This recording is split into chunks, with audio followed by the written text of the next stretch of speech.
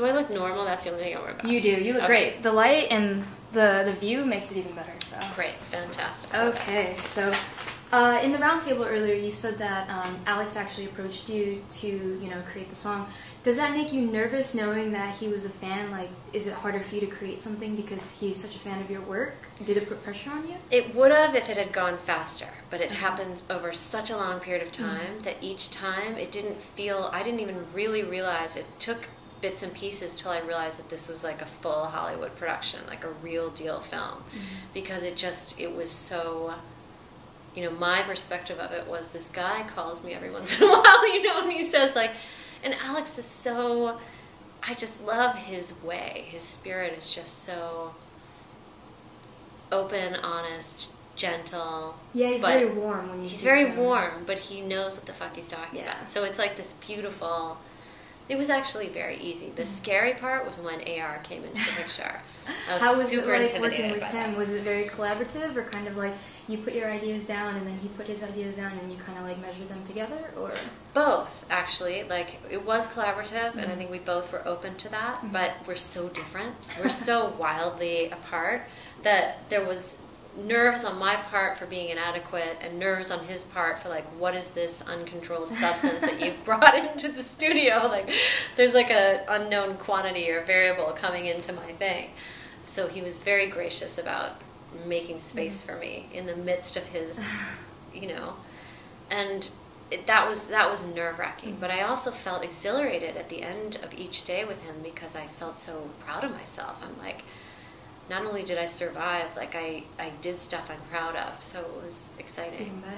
So, since it was an 8-year process, how much did the song change and evolve? Not 8 years. Oh, not 8 years. Well, it was 8 years for them to... Like, 8 years for them. kind of I was about a year and a half, 2 years. Okay, so did the song change a lot in between the... I didn't write that song then. I wrote it literally a couple days before we recorded it. Okay. So, and then, but it was a percolation of understanding what the film was, I think, that made it so easy to write fast. That's awesome. So, I mean, it's an end credit song, so did that give you a time frame on how long you wanted the song to be, or was it still just on how you wanted to perceive it?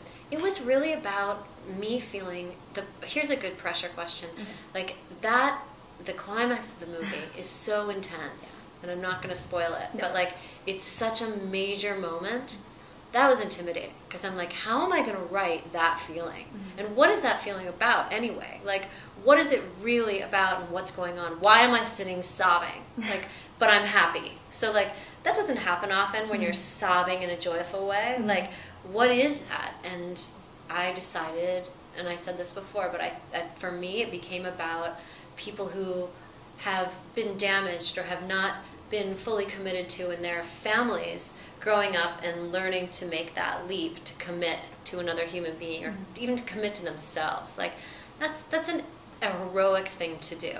If you didn't have that and you never felt like you were fully committed to make that choice as an adult, against all odds and in the face of all your insecurities. And so that's what I grabbed hold of. So what I wanted more than anything was to deepen what everyone was already feeling. And that was not a wide field. Like, that was a specific emotion and a complicated emotion. That's a complicated ending. And I wanted to speak for all three main characters. I wanted to speak for Frankie, for Sam, and in my mind, for Jerry, the father that had passed away that brought them together. So those were my tricky variables. Throw in AR and then I was like a wreck. But like, that was what I was working with. Was it nice to work with a movie that dealt a lot with music? Like, music had a lot to do with it? It must be nice as opposed to just like something that has absolutely nothing to do with your normal life, right? Yeah, and first off, I mean, how great is it to read a script where it's really... it's not sugarcoating it either.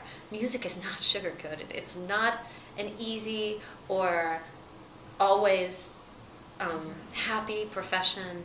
It's rough and tumble, and it's raw. And I don't care what business you're in, even if you're putting on a smiley face behind the scenes, it's not like that at all. And so to see someone dealing with what that does to the family around that was really cathartic for me. I'm in no way like a Jerry, but I understand that what I do, it takes away from other things I could be doing. So yeah. There's 5 records that they mention in the movie. Clash, Television, Gang of Four, Buzzcocks. If you had to pick 5 records to recommend to an 11-year-old.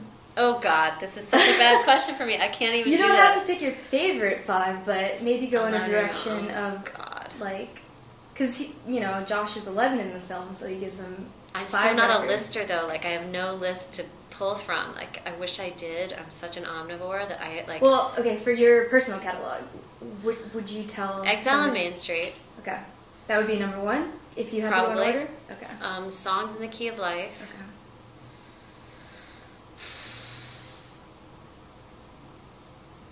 Oh God, Dark Side of the Moon. Okay, that's a great one. Is this a girl or boy we're talking about? Well, since Josh is a male, we can say male. But if you want to lean towards an 11-year-old female, So brutal. Okay. I take Clash, London Calling. Okay. What is that, 4? Yes, that is 4. Last one. Oh fuck. Let me think. We can come back to that if you. No. God damn it! I want to get this right. This is like bugging me, so I'm going to have to say it. But I'm not sure that I would.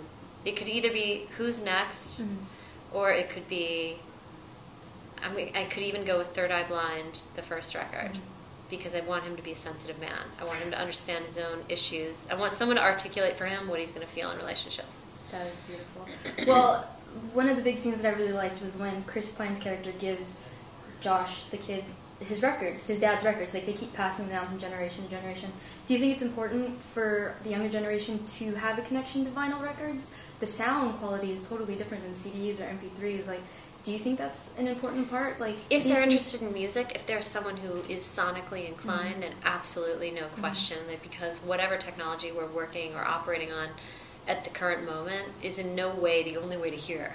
I mean, like, hearing is so subjective, and the medium through which the waves pass is so subjective. I deal with this all the time when we score. Like, we have different toolboxes of sounds. We have sounds that are like this level, and then we have sounds that kick those sounds' ass. Like, we have major sounds that are layers and layers of things. And playing, it's such a big, huge palette sound. So I think if you're interested in that, absolutely you must introduce them to any number of different ways to hear, so that they have the freedom to choose what they like, what tickles their ears, what really excites them, because everyone has a different soul palette. That's what we call it.